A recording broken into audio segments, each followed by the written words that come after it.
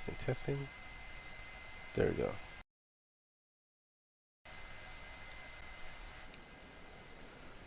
Ooh, what is going on, everyone? Is you? Hold on.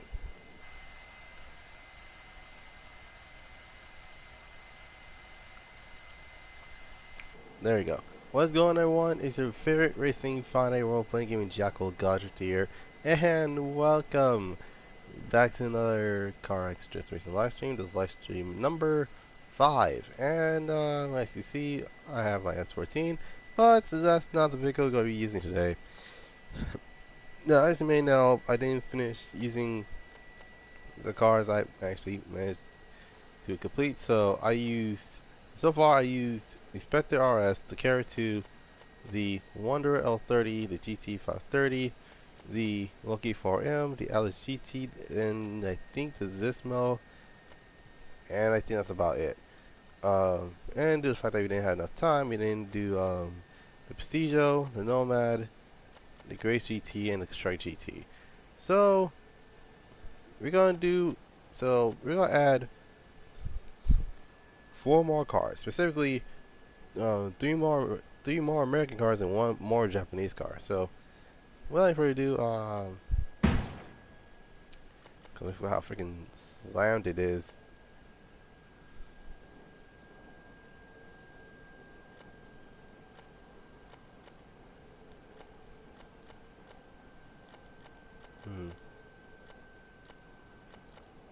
Okay.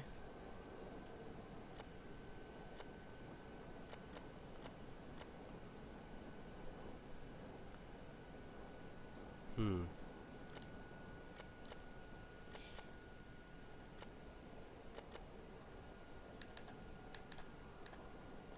Alright then. Yeah, we should be okay. Alright. Now, those that do not know what that kit is, that kit is based off of the Liberty Rock Silhouette kit. Um, anyways, so same thing as always, Springstone is the one they're going to be using. Tire traction is any, drifting is on, time attack is off, clean west collision and voting is on. Night mode is, well, night mode is going to be turned on since, well, it's nighttime for me. Shading by default, I might go night cloudy since it was raining a little bit, so there's that. Cross-platform multiplayer is on, and I think that's about it. There we go.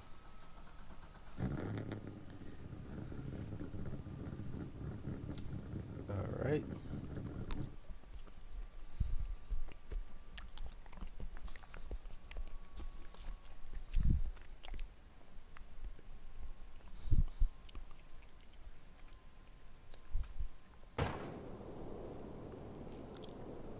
Oh, snap. Holy crap, it's cloudy.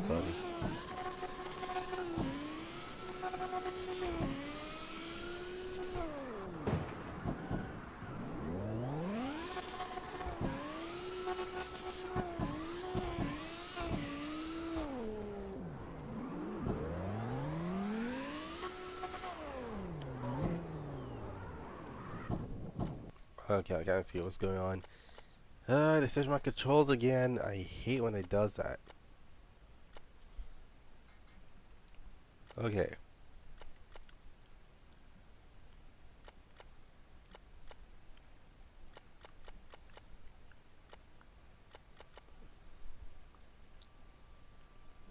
Alright, there you go.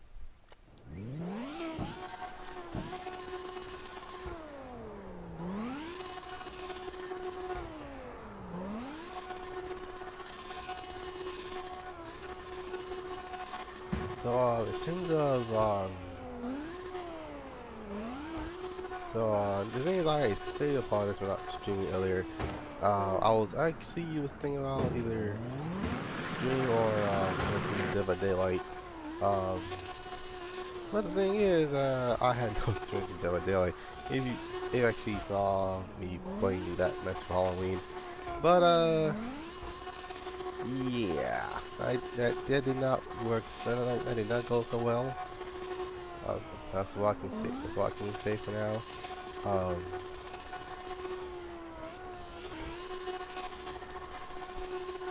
Oh yeah, it's actually stream some um stream some what's that called? Yeah, decided to stream some Carex because what they do little notes. Oh, frick. Okay.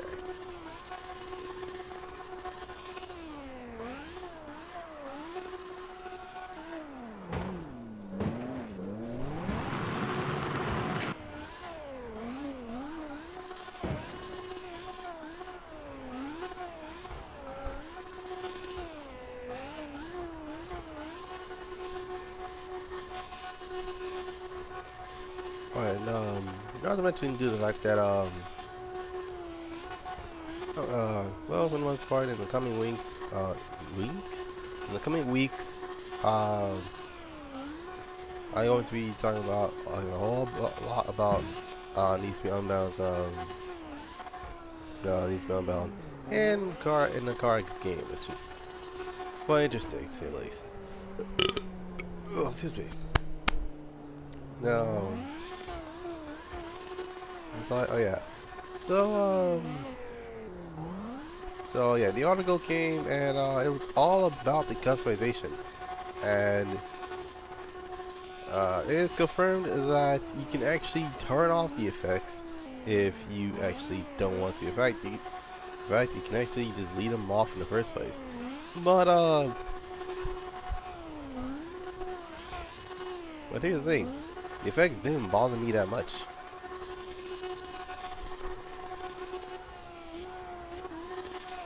But again, it is on someone's opinion, of course.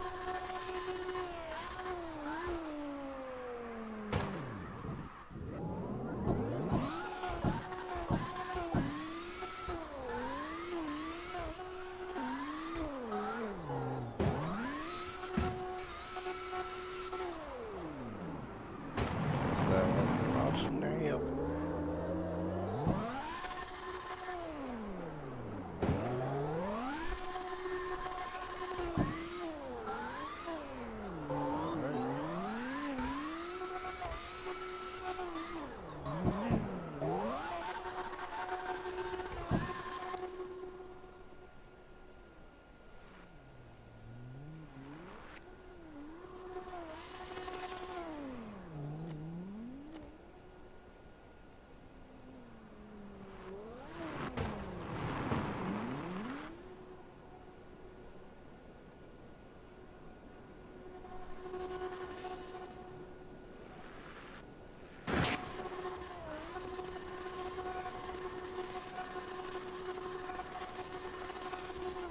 My goodness. So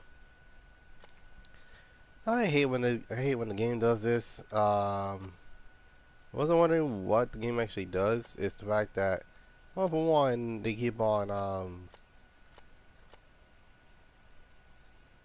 basically they had it to the point where you had to literally um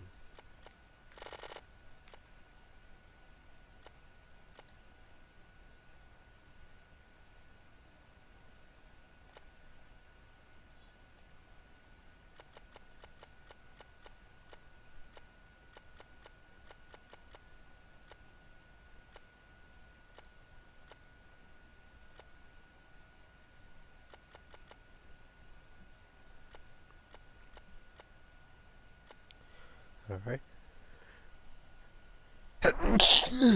Oh,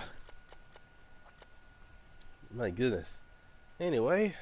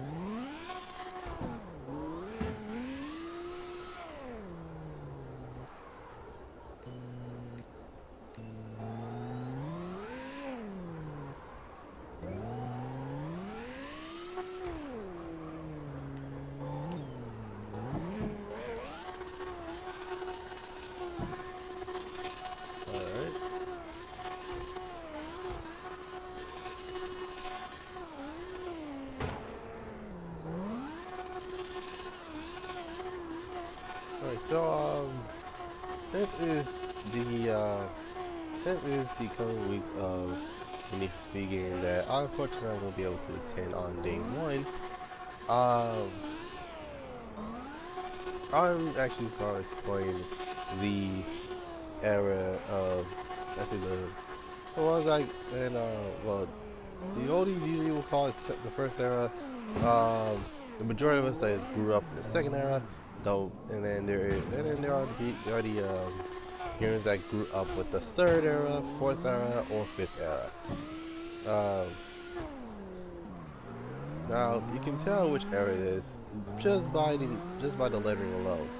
If if your Need for Speed is literally just boulders that is slightly slanted, then yes, that is the original Need for Speed. That is the first era. If your Need for Speed is literally says Need for Speed, and there is and yes, it's completely stretched for the four part of the Need for Speed name, then that is the second era. Third era is basically where the sharp edges begin, and then there is the fourth era, which uh, well, there are confused all these different eras. There are there are a couple of differences.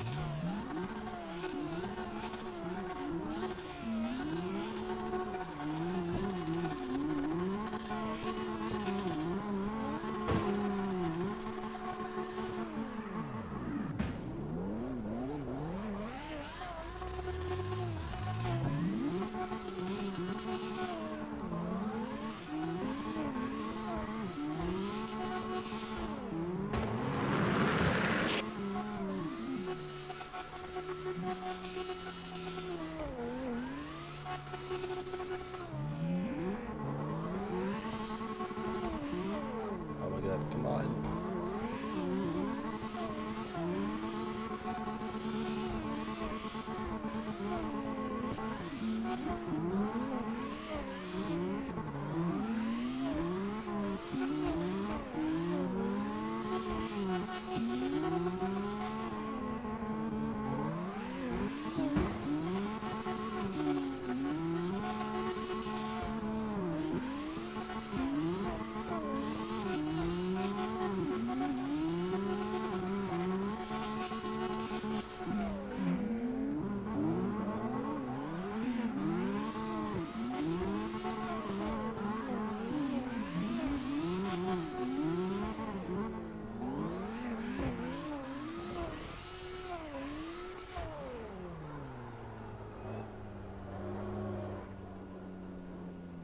Okay, let's wait for the there we go.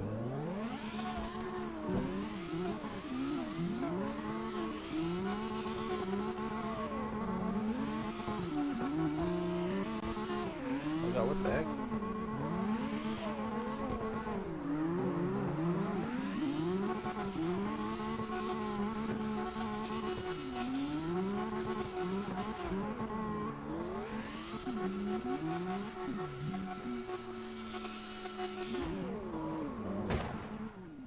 Alright, I'm about to change cars, so give me a moment. So due to the fact that I am in a little time crunch, I'm only gonna be streaming this game for 30 minutes. So unfortunately, I'm only gonna do one topic, and this gonna be one of those things where there's no racing constraint, there's no vehicle history, nor um, what's that called? Nor there will be a actually no, actually I say it's from 9 to 11, so um. yeah, it should be okay for now. Um, just type in boom, and there we go.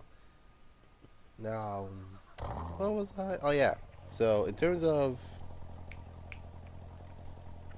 actually no, I'm not trying to like say I'm in the time crunch. Is that I'll probably stream this till 11. So um, the let's go the actual topics are gonna be like at least 15 minutes in length. So instead of today's quick racing show, I'm gonna talk about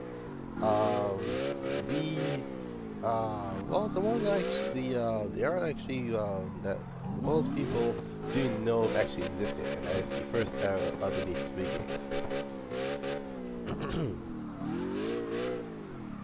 Where do I start? The game was introduced as Road and Track presents Need for Speed. This was a this game was actually made by EA, and around that time was doing very well for himself. Well, for him, not him. He was doing well for himself. And first era Need for Speed games actually introduced us some iconic games such as Resident Need for Speed, Need for Speed 2 SE or Special Edition, yeah, very iconic Need for Speed 2 Hot Pursuit, as well as the High Stakes, and then Porsche Unleashed, and then its last game was Need for Speed Hot Pursuit 2. So unfortunately, I don't have that much data on Need for Speed or Need for Speed 2 SE because I didn't grow up with those. In fact, I actually didn't grow up with any of the games actually. In fact, my first ever Need for Speed game was still in the second era, but it was actually the end of the second era.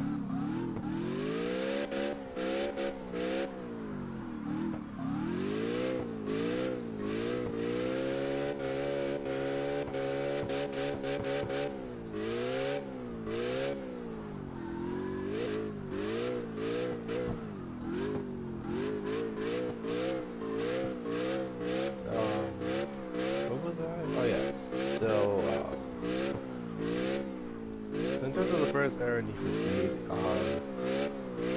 these games actually did pretty well for itself, but unlike the second era onwards, these games they're not yearly. In fact, the first Need for Speed game came out in 1994. Need for Speed 2 SE came out in around 1995. Need for Speed 3 Hot Pursuit came out in 1998.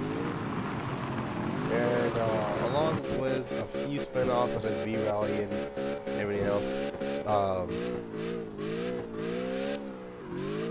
But here's the thing, I say spin-offs for a reason. That's because they weren't part of the Speed. In fact, the Euro versions were literally called just V-Rally 2.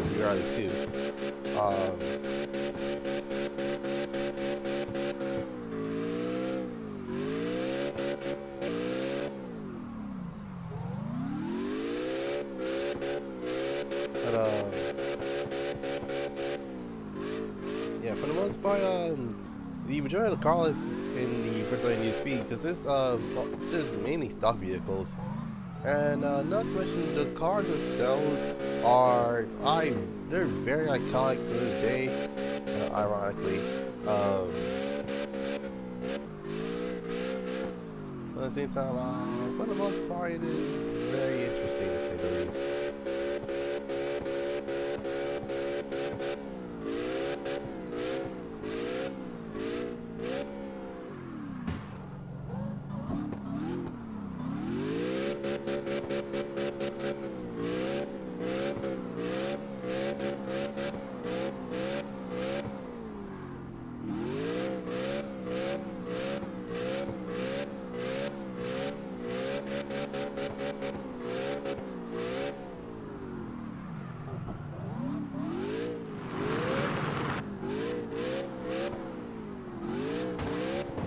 Oh my god. I keep hitting the ball.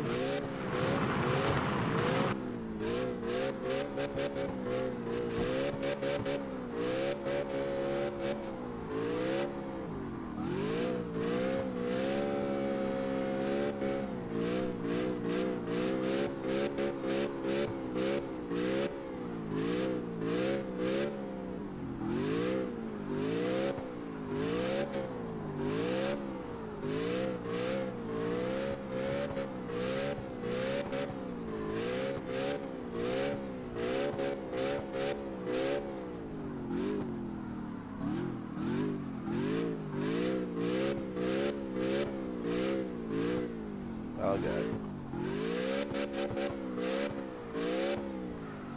I think everyone's like, I think everyone's like out of the party. No, they're actually like out of the lobby for the most part. So in terms of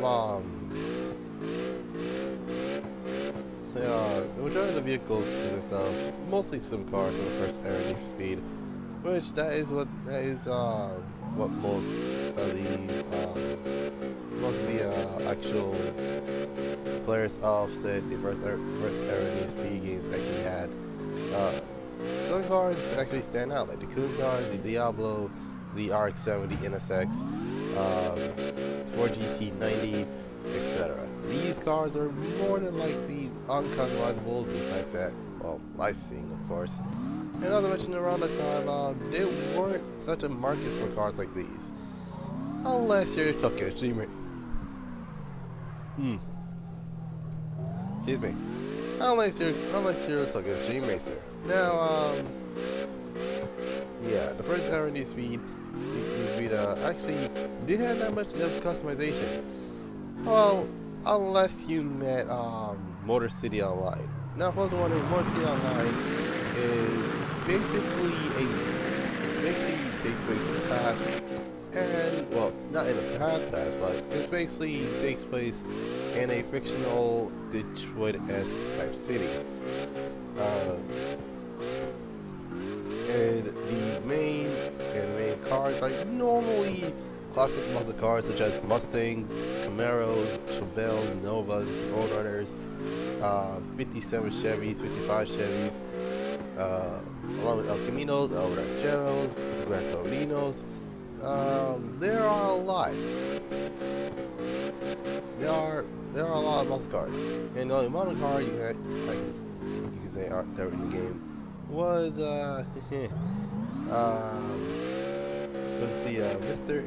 Mr. S95 along with the Catfish Camaro. That's basically it. Everything else is either from the 50s, 60s, or 70s. The best part is the fact that it is a full-on drag racing-esque type of game.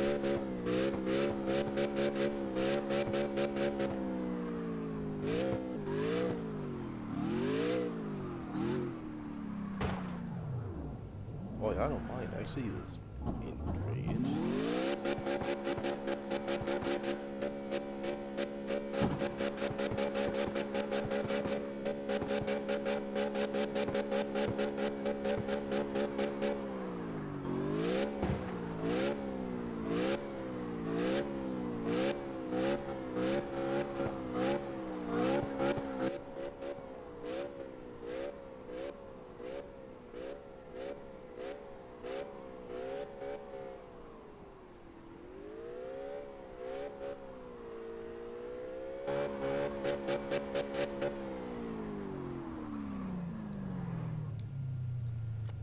Alright, time to switch cars.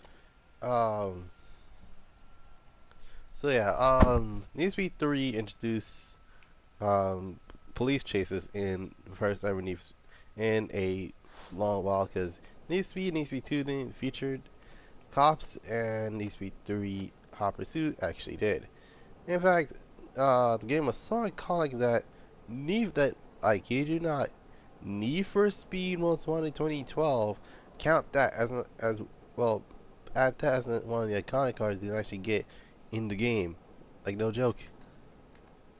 Actually, I was kind of surprised about that.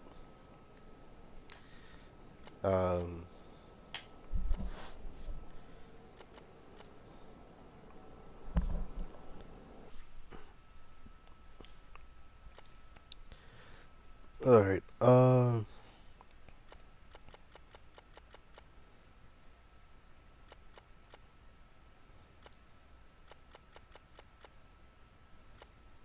alright, now what was I? Oh yeah, so for the most part, it's one of those cases where you have to be sure to actually know what you get yourself into in terms of the first era Need for Speed games. And the majority of people that experienced the first era Need for Speed games was in fact two games. One of, well, see, no, it was four. because well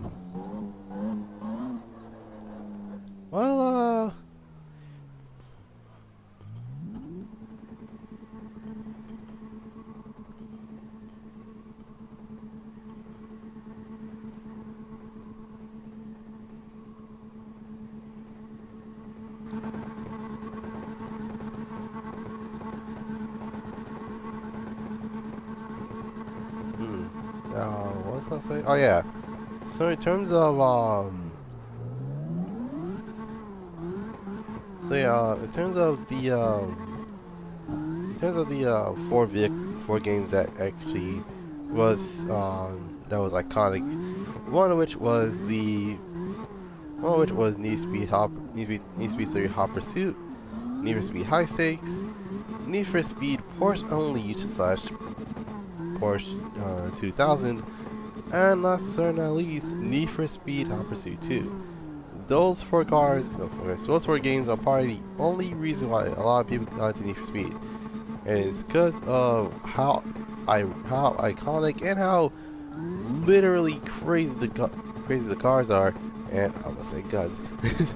It's basically how crazy the games are from the first era. Now, here's the thing.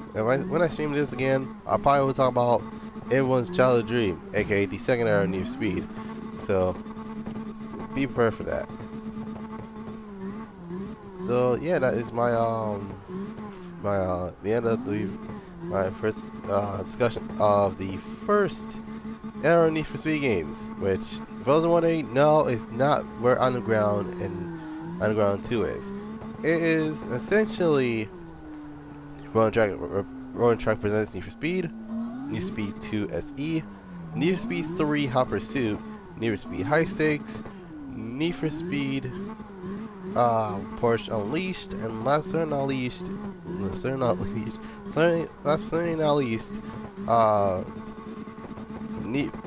Speed Hot Pursuit 2.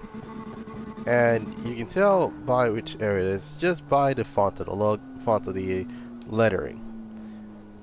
And that's basically about it. Anyway, so for the next 2 minutes, I'm gonna give you guys a hint of what car is going to talk about for today's vehicle history. So it is. So here are your hints.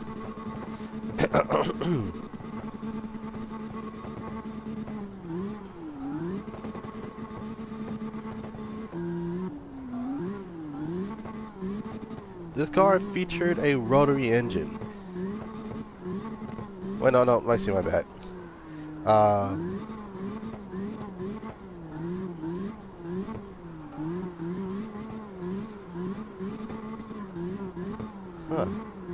That's something of. Oh, I can't remember now. All right, so this car is the bigger version of the Mitsubishi Lancer Evolution. This car was also the first ever Evo known as the Evo Zero. And last but not least, AMG actually had their hands on one, and they turned that thing to a freaking monster.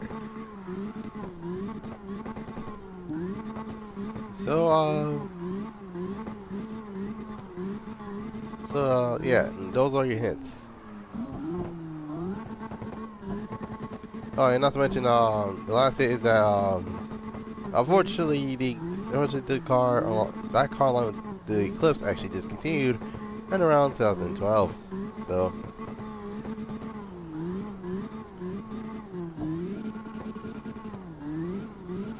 there's that.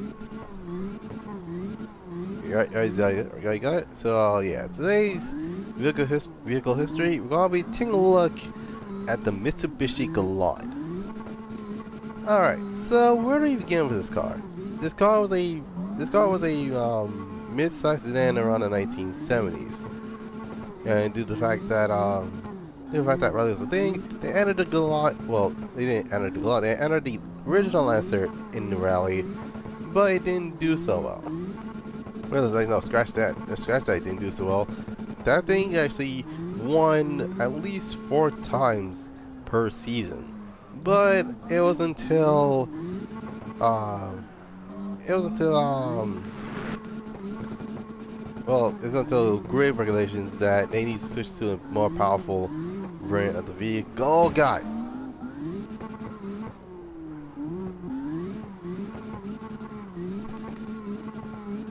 Okay, this is a good question. Why won't he go in reverse? Anyway, so so the vehicle, the vehicle itself usually is your standard four-door sedan uh, that actually can be fitted with an inline four. Around that time, there was no 4G63, but again, this is Mitsubishi we're talking about here. They legit, uh, ditched the Lancer for the more powerful Galant because the hill climbs were gaining a little bit, a little bit of power hungry to the. I'm just gonna park somewhere because I can't risk him literally like, oh my god, what is he doing?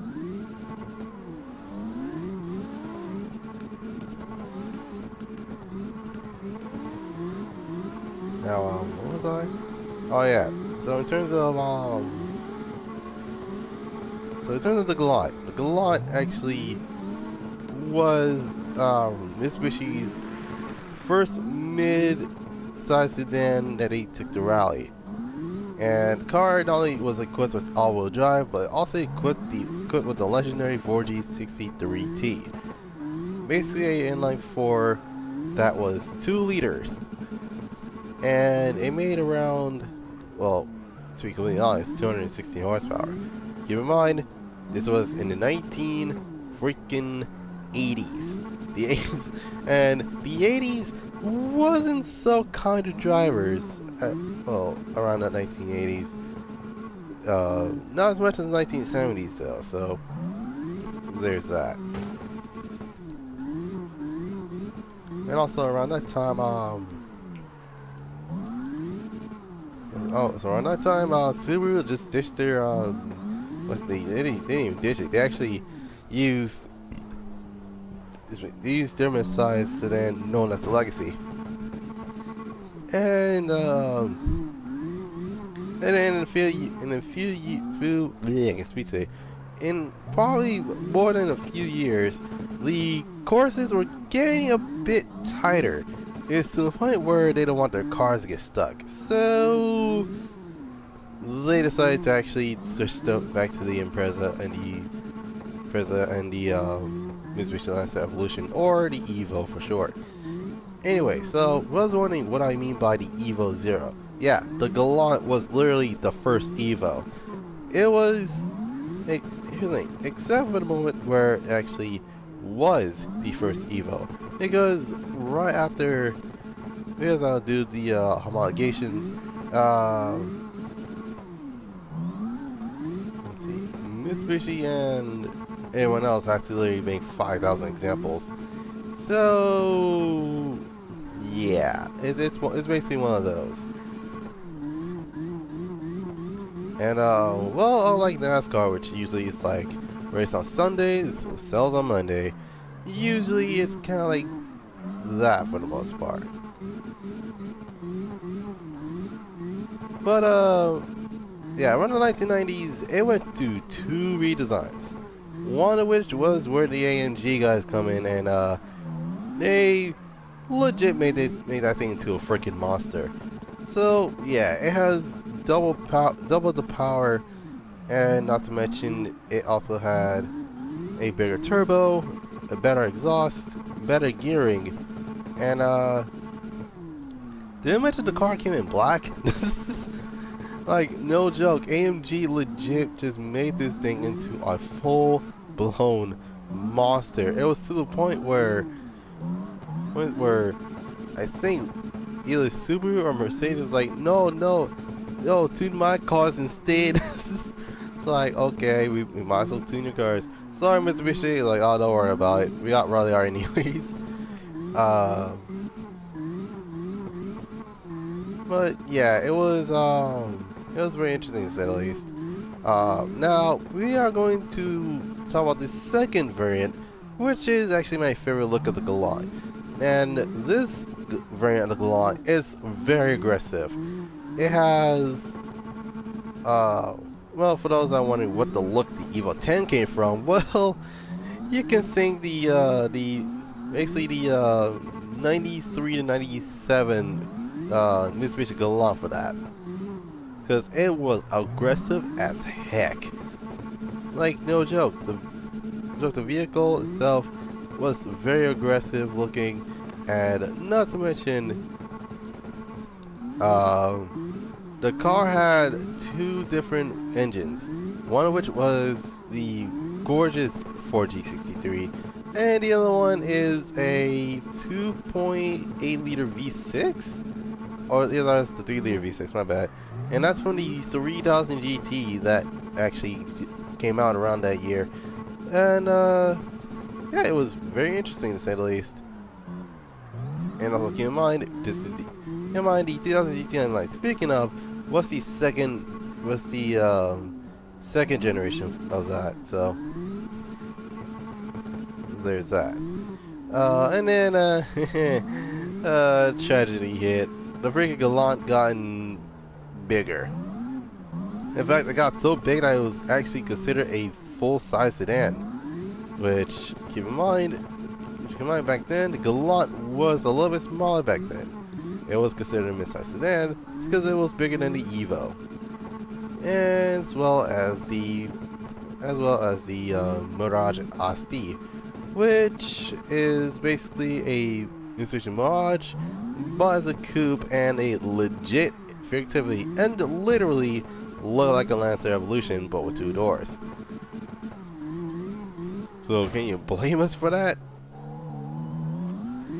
Don't answer that. Anyways, and it gotten worse, and it was to the point where the Galant was a former of its own self. So yeah, it was kind of sad to see the Galant go, but hey, at least it didn't turn to an SUV.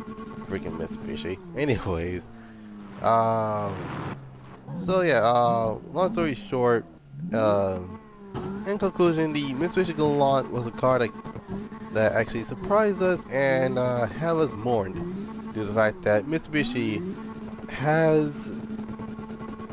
is legit gone. Like, we went from possibly the coolest cars you can actually get right out of the dealership: the Eclipse, the Galant, the 3000 GT, the Evo, and heck, even the FTO and the Mirages, along with the Mirage ST. Those cars aren't coming back. And unfortunately for Mitsubishi, it seems that so most likely once Mitsubishi get their balance in check, then we might see some good stuff from them. But till then, I just don't see anything what Mitsubishi has to offer. And before you Lancer fans the ones that are like, well, what about the Lancer Lancer Sportback? What about the Lancer Rally Art? Those are gone. Like, I do believe if I remember correctly, the Sportback actually didn't have that long of a production line. Like, we're talking, literally the car came out in 2010, if I remember correctly, and it actually ended in 2014.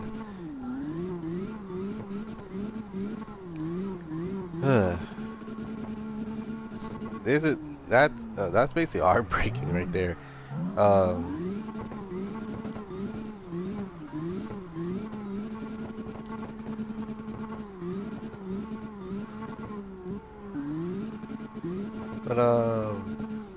Okay, so yeah, that's basically it about the vehicle history of the Galant.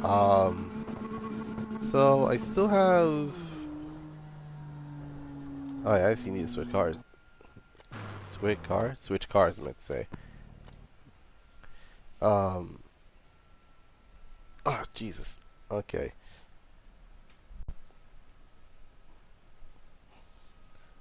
But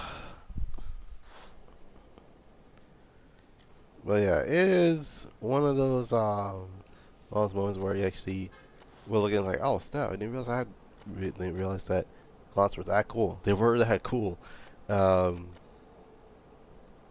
you can also think, yeah, you can also think a certain Tokyo is a game for making those cards legit cool. All right, so the Carnage 7C. Yep, it's my vet. Okay. Um, hmm. All right, all right, all right. Now, those are very confused on why DC Sound had the freaking R-Corp thing. Well, it's because a lot of the cars I have, well, depending on which brand, usually has different, depending on which vehicle it is, actually has different brands based off what it is. What's up with the American cars? There's either their own design or they're basically R-Corp designs.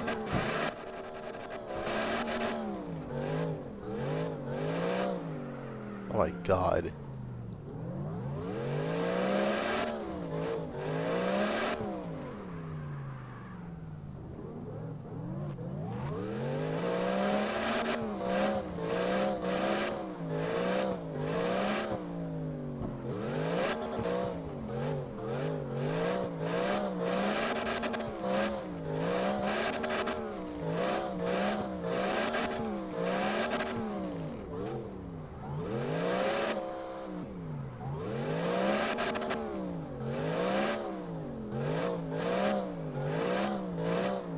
My god, this VA sounds insane.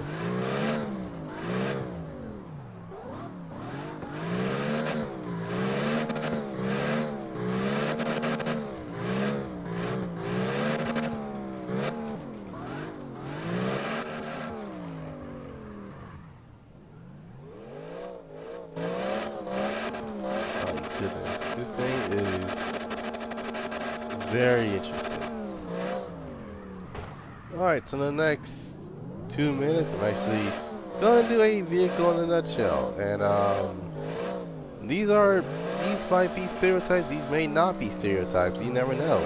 Because, in the end of the day, these are just for entertainment purposes. So, yeah, there's that.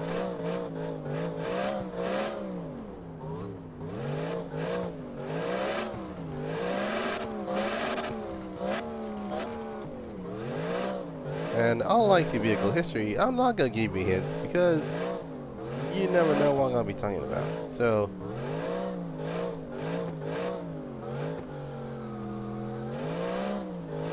no reason. So, 1 minute. And, be prepared to actually, if you're drinking something or eating something, make sure you finish that mess up. So like the moment that you start laughing, you basically don't make a mess up yourself. So yeah, just saying. Oh god.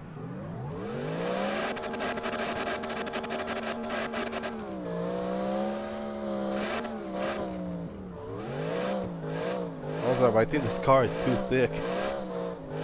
Oh god.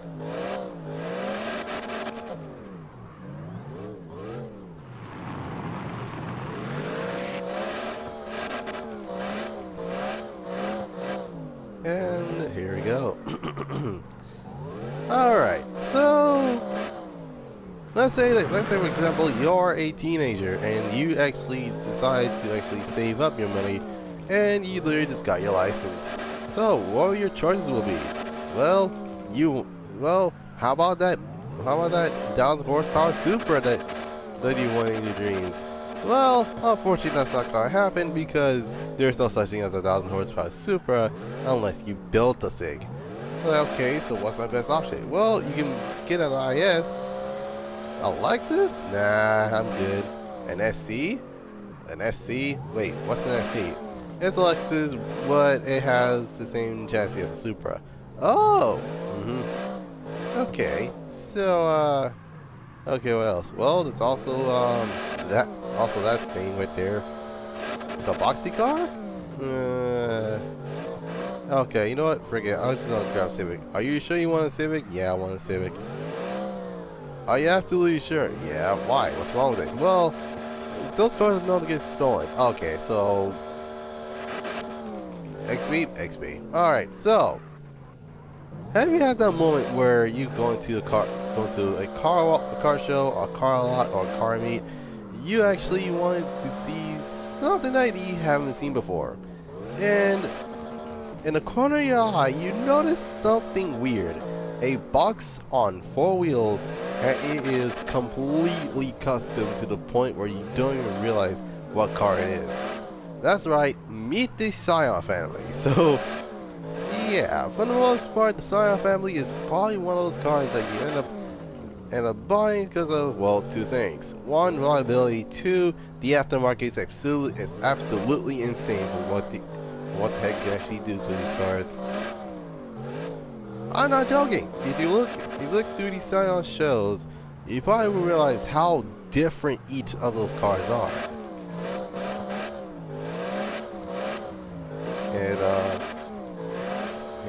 Yeah, no joke. Those cars are probably the ones that the most that's about the ones you can actually get, and you can actually get those things for cheap.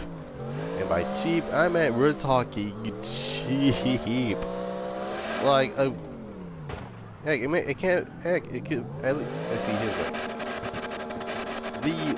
so in terms of the cheapest ones, the cheapest vehicles you can actually get for high school, you can actually get that plus wheels, plus suspension, and plus audio system, because why in the world not? And then, and once you graduated, boom, there you go. Now you have a chance to actually get yourself a bike kit. And it's like, oh my god, that looks insane. But in actuality, it looks completely tacky. And yeah, it's basically like that. Oh yeah, I'm sorry, Scion TC guys. You are not safe either. Either. Because how long did it take for you guys to actually, you know, get parts? I mean, then again, this is Scion we're talking about, so Toyo reliability is a thing. But at the same time, because the aftermarket part of the Scion TC brand, the first gen usually has everything, and the second gen has little to nothing. Well, easy to count wide bodies as little to nothing, because Pandem actually made, I think Rock Body / Pandem actually made 2 variants of that kit. There's the Rocket Bunny style and there's the Pandem style, depending on which one you wanted. That's gonna be a wide one nonetheless. And not to mention, these type of cars usually end up being like, oh my god, I think thousands into this car, and yet, how much is this gonna be? How much will this be? Who freaking knows? But guess what? The Scion TC usually has no problem in actually be like, oh yeah, here is basically my Scion TC, and it is very interesting for the most part. But then again, you never know what could possibly happen.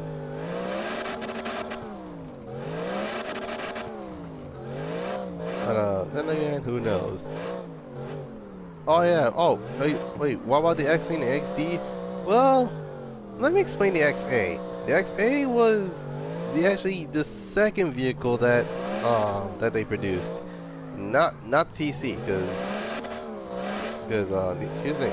The XB was originally from Japan and it was imported to America and was rebranded as a Scion. And then you got the XA and then you got the TC. And then a few years later, the XP actually got a redesign, and then the XT replaced the XA, which, in my opinion, was a better choice because I don't think anyone knows what an XA is unless they either own one or they know someone that owns one. Oh, what's that? What about the second generation silent TCs? Let's see, second generation silent TCs. Second generation, where's he at? I see, yeah, that actually that does count as the second generation. Second generation silent XPs. Oh yeah, don't forget about the fact that you actually have a full-on speaker setup along with bags. And oh yeah, how could we ever forget that you have a PS3 inside of that, inside of the silent TC? So if I win, that'll probably be tomorrow, due to the fact that it is right now 10:29. I actually need to head to bed soon.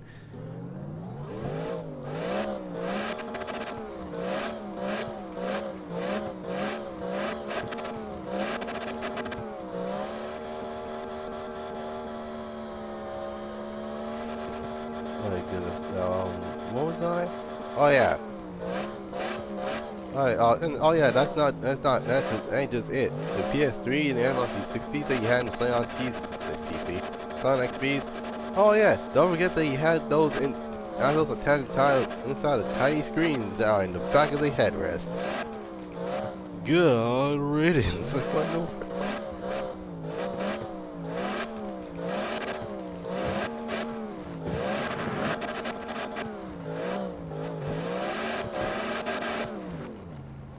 Jesus Christ. Alright, I'm about to switch cars. My goodness, not gonna lie, the freaking vet is starting to terrify me. Okay. So yeah, for the most part,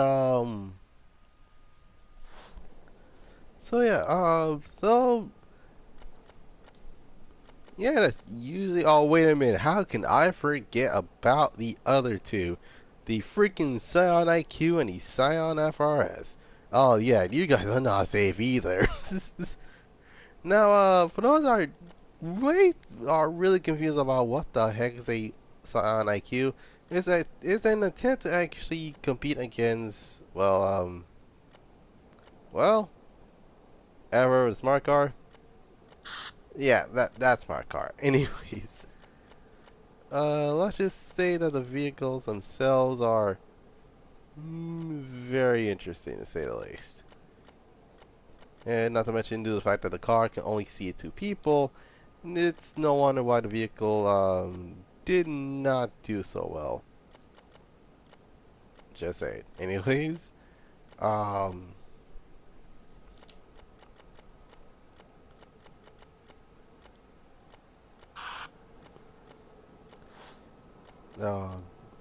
I keep on forgetting stuff. Okay, I remember now. So yeah, the IQ, it didn't do well in terms of the market, and not to mention a lot of people prefer the more roomier Fiat 500s for some reason. But hey, it was Science's attempt to actually try to market that competes against smart car and the freaking smart car and the Fiat 500s. Anyway, speaking of the market, the final vehicle that we got was a Scion FRS, which is basically a rebadging as a rebadged as a Toyota 86 3 years later. And like 3 years later, I met Scion got discontinued around 2016. And it's also the same time that the Viper, along with the Mitsubishi Evo, or well, the lesser name in general, got discontinued. Which is pretty sad, because these, oh my god, the freaking 2017 was literally the end of iconic cars. The Lesser, the Viper, the freaking Accord Coupe with a V6 attached to it. Man, that's one it's not a depressing year per se. I mean, it's also the year that actually freaking graduated. So there's that. Oh god.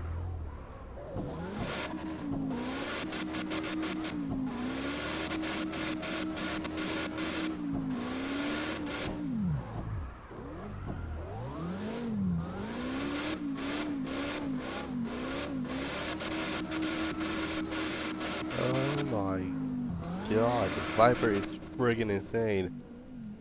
Oh god.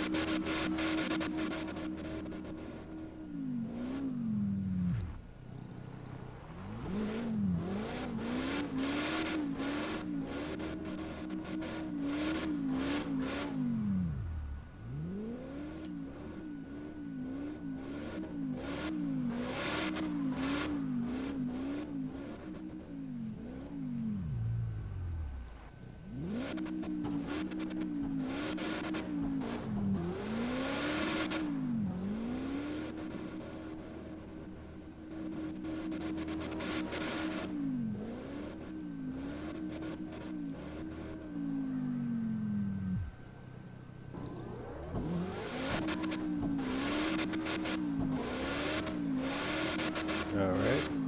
Now, in terms of the FRS, oh yeah, you guys aren't safe either. Because what? So, in terms of the FRS is literally a rebadging of two of the same car. The Subaru BRZ and the Toyota GT86. And the FRS, it is literally the middle child. Because either people like the Scion, and people didn't like the Scion. They preferred the Subaru instead. Unfortunately, they're all three of them are the same exact car, specifically the 86 and the FRS, since they're both Toyotas. And in fact, as a matter of fact, if you look closely on the headlights and taillights, and you look at the front bumper, the rear bumper, the actual, and yeah, and not to mention the window markers. Yep, they're literally the same exact car. Anyways, so with the FRS, the market is freaking huge, and by huge I meant it is so huge. It's to the point where long story short, they actually the car was literally a oh god.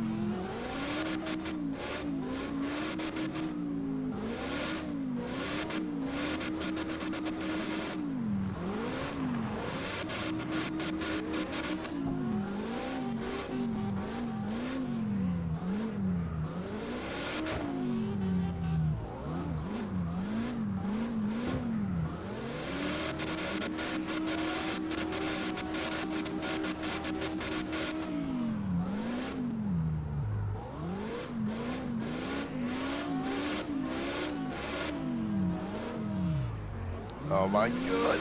Okay. That was very close. That was high. Oh yeah. Yeah, that market was so huge it makes like I'm not trying to insult Lady Gaga, but dear God, here's the thing. If Party C was a car, it will literally be a Scion actually basically the entire Scion brand. Like it doesn't matter what you try to do, you'll be the first one to do it. Because, well, long story short, it's because it's basically what that is. Oh god.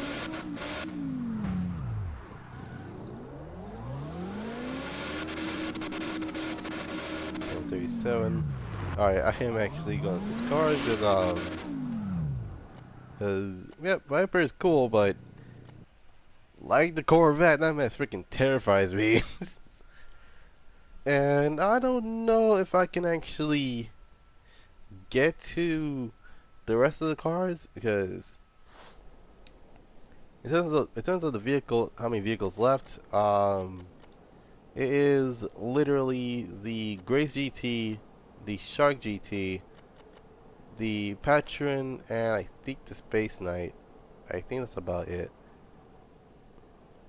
But I probably will take out, well, not take out Space Knight, but yeah, basically the three GTs and the Space Knight. Alright.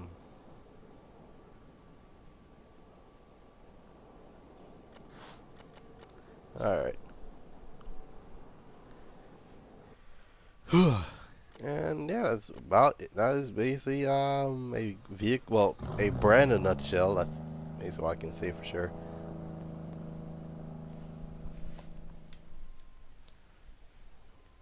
Oh god. Alright.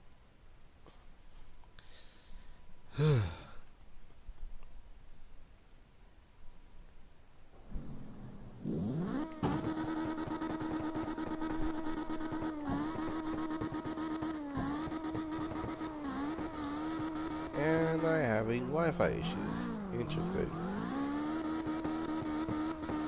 Alright, but as I see me lagging, that's probably the reason why.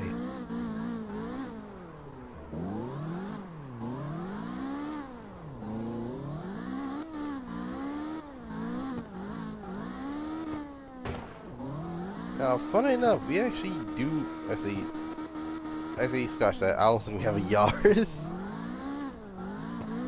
I mean, we have the older Yaris's, but we don't got the new stuff, for the most part.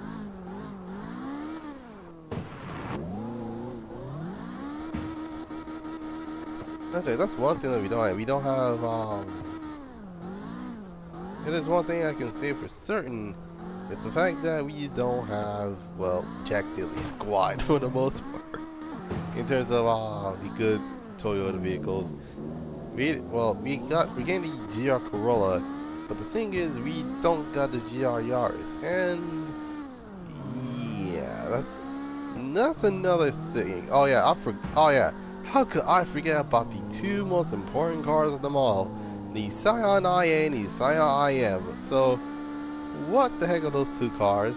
Well, for those that heard the Corolla hatch and the uh and the um and the Yaris for the sedan, you probably have not realized those two were legit Scions. And not joking when I say that. The Scion IA is literally the Toyota Yaris, while the Scion IM is a Toyota Corolla hatch. And along with the rebranding of, or they rebranded those as the Corolla Yaris, and then the 86, aka the FRS. Well, the FRS was also rebranded as a Toyota, but under the 86 instead of. Oh yeah, what about the Toyota FRS? That's totally not gonna confuse anybody. Like, but it's a Scion. Yeah, there's no such thing as a Scion anymore. My God.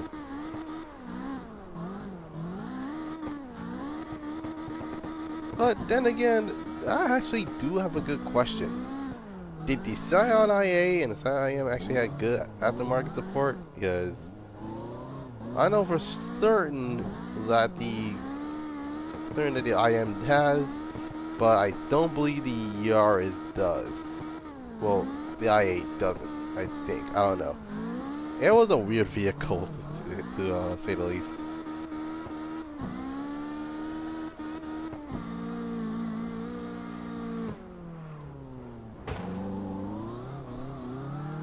Now here's a really good question. Will I actually get one of these cars?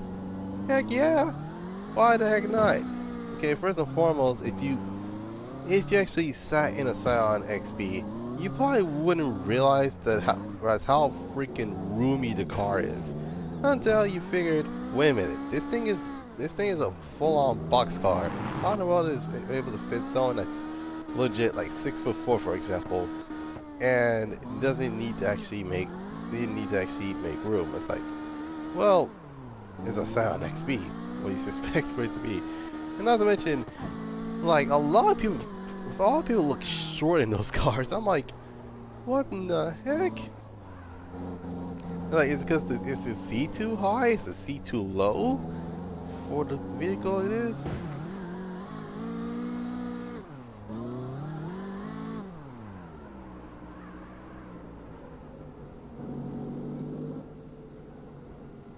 What in the heck?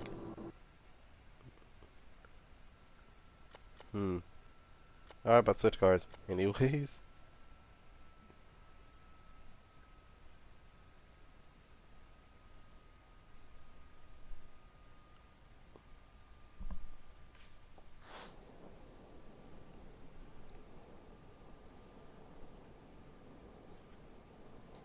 Oh god, my freaking.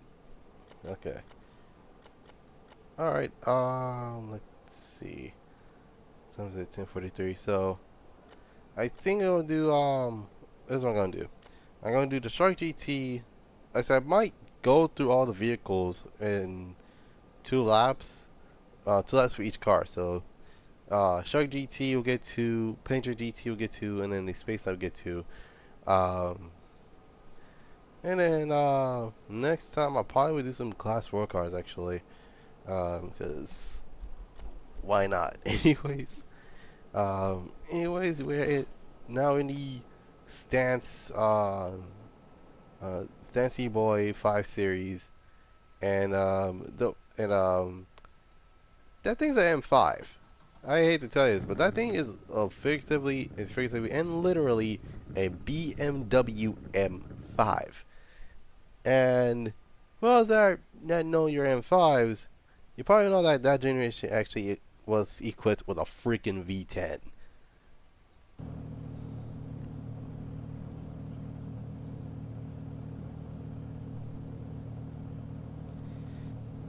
Anyway.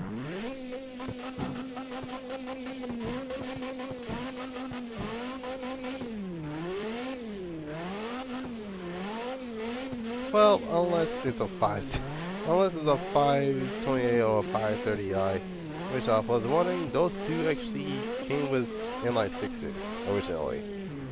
And then you do get the 550i's, and those things equipped with a V8. And then when you look at the M5s, those are the 5-liter NAV10s with the single clutch, which is the reason why it didn't sell so well.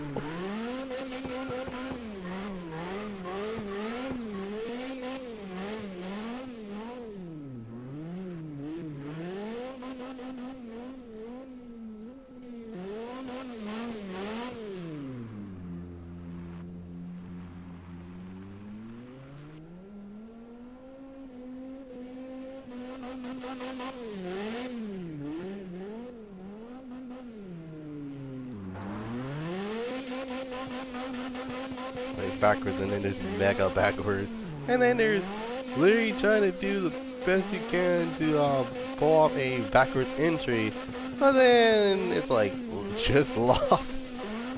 Well then.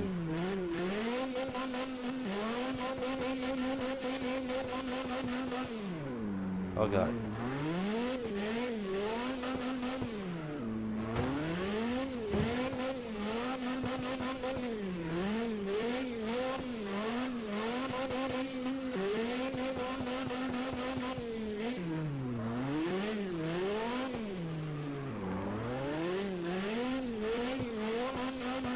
Alright.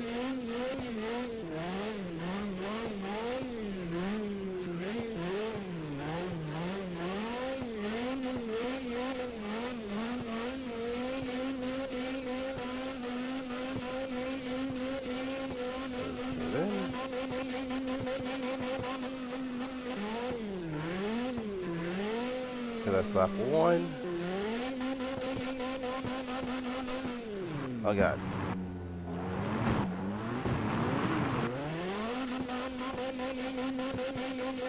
Man, I'm legit struggling. Okay.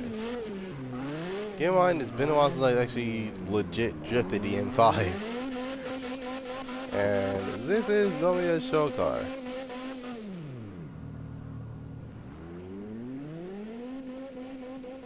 But man, I love this wide body.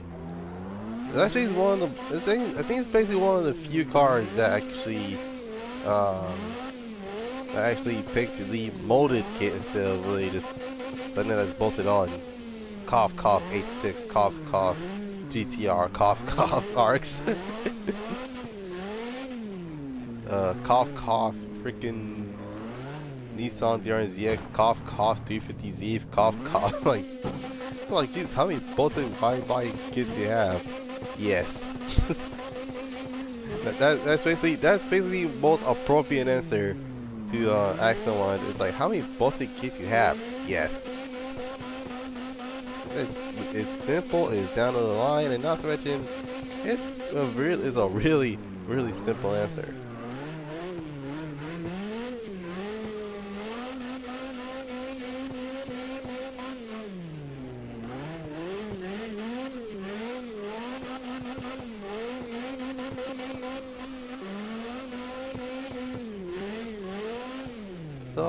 Yeah, I meant to actually tell you guys this, but I'm not. Here's the thing. When it comes to Need for Speed Unbound, I'm not gonna get the game that day. One, for two reasons. One, it's because I don't have a PS5, and two, even if I get a PS5 along with the games I wanted, it will cost way too much to actually legit get that as either a birthday or Christmas present. It's basically like that for the most part. And by the time that the next decade, basically the next PlayStation comes out, we're already like past. It, what was I saying? Oh yeah. By the time I actually get, basically by the time I get the next, by the time I get PS5, the next PlayStation will come out, and it's like, and then I'm like, dang it, I spent all this money on freaking, uh, I spent all this money on the freaking PS5, and boom, here we go, we got the PlayStation 6. What the heck? Hold on. Hold on? I meant, hold on, give me a moment.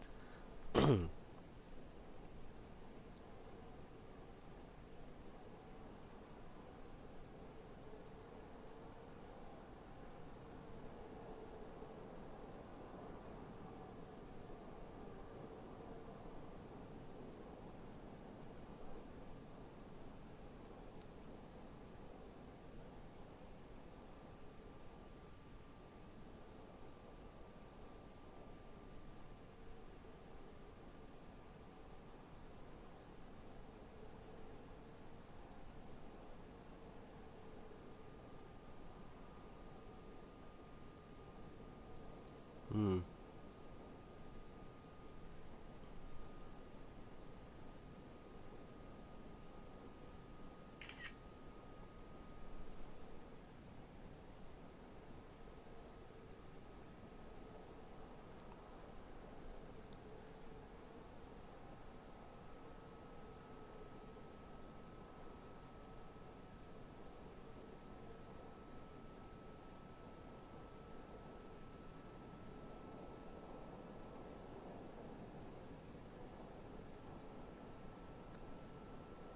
Hmm.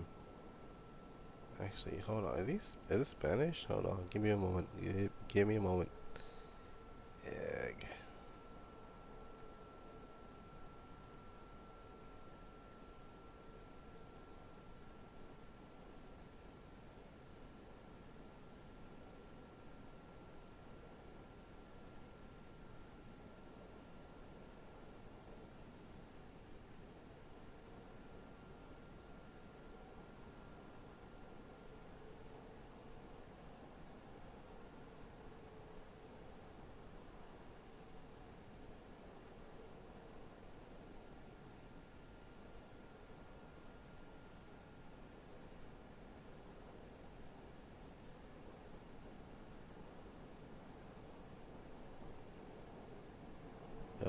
The Huck?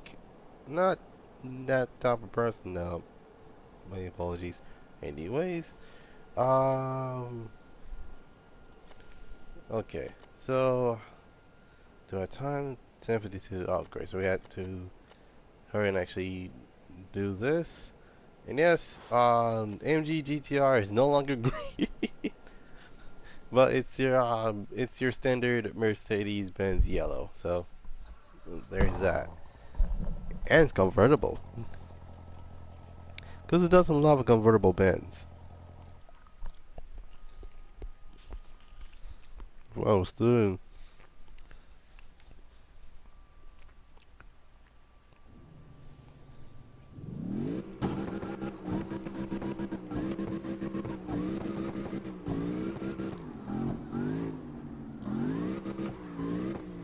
Now,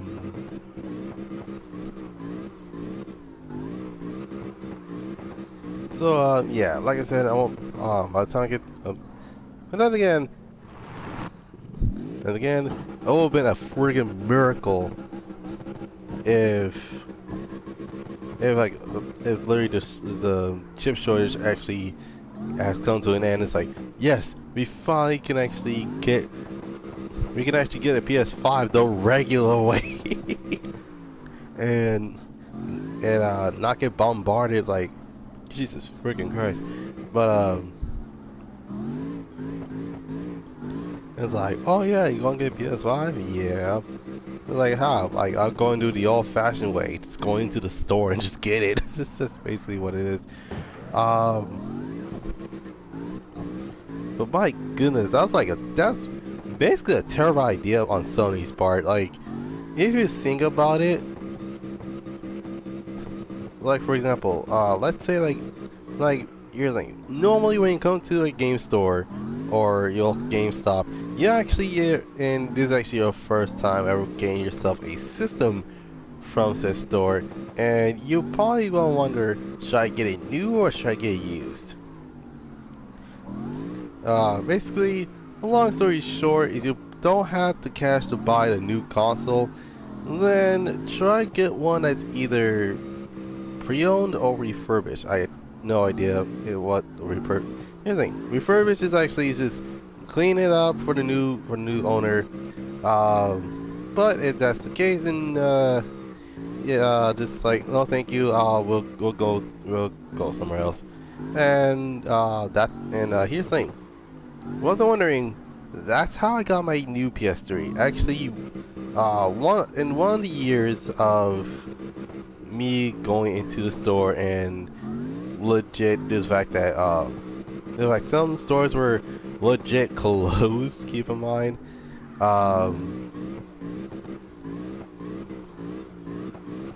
this fact that they were closed, and then I just like, oh wait, gameplay is open. I can actually, get myself a PS3 because I got hit with the freaking nostalgic stick, and it's like, you know what? I plan on actually getting myself a PS3. And there were 3 variants. There was the regular one, aka the fat PS3, which is the one that I have that has literally low gigs, and it actually broke on me after 5 freaking years. Then there is the slim version, which I think that one you have to open I think you have to like legit. It's kind of like you opening the case, but it's getting you close the case. But there was a different variant I'd never seen before, and that one was called the Super Slim. And well, let's just say that one actually is special for a reason, and that is because the one I had is apparently from Japan. I kid you not. Alright, I'm guessing that was 2 laps, I guess. Alright, so we're gonna do one more vehicle and then I'll probably end the live stream from here. There's that. Oh my goodness. Okay, last certainly not least, we got the freaking Space Knight. And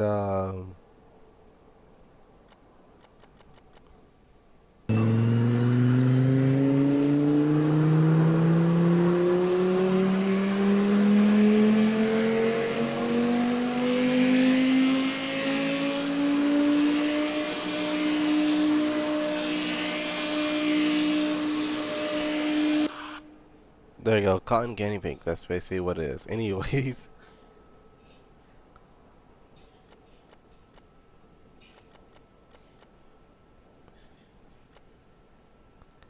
Alright, and there we go. Alright.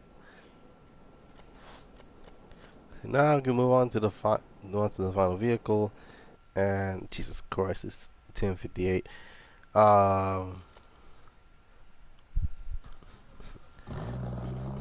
So yeah, unless a miracle friggin' happens where you can actually just walk in to a store and buy a PS5 without the freaking store literally like upselling the console because that absolutely makes no sense. Why would they do that in the first place? I had no freaking clue.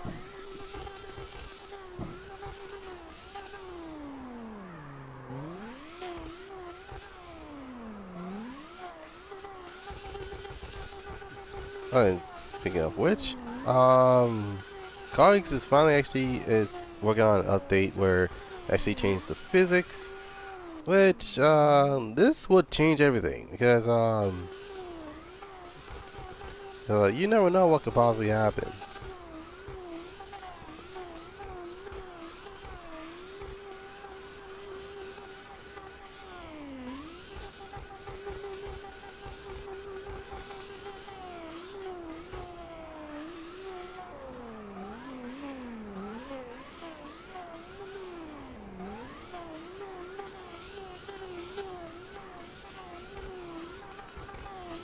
Alrighty then.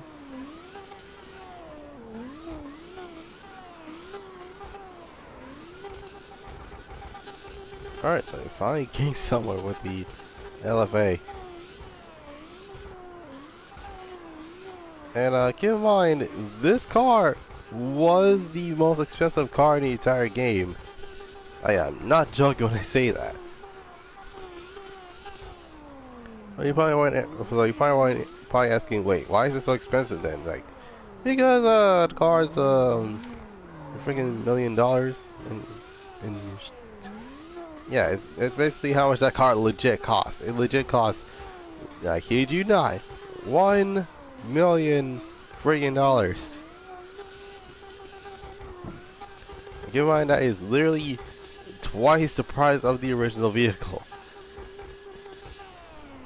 And it's 11 o'clock. Okay.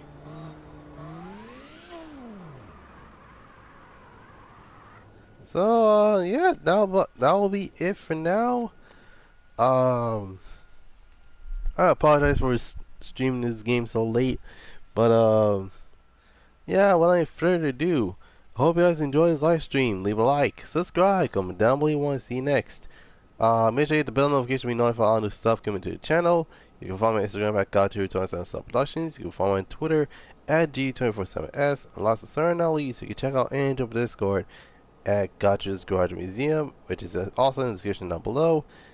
Anyway, without any further ado, hope you guys have a dope Monday. Hope you guys have a dope Tuesday. This is Gotcha signing off. I'll see you guys next time. Peace.